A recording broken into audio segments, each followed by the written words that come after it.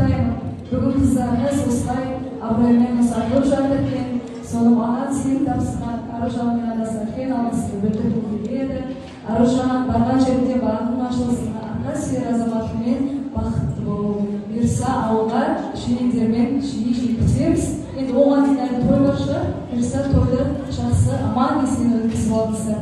Осында тұрған Аружанның бүкіл туысқандарына бір өлең шумағын арнап жіберейік. Одан кейін қыз балақпен әдемілеп ұзататын боламыз. Осылай өмір сен ұсынғаны, парыз ғой қыз ұядан ұшырылманы. Мінекей ата-анамыз балапанын ең болды ұядан ұшырылманы.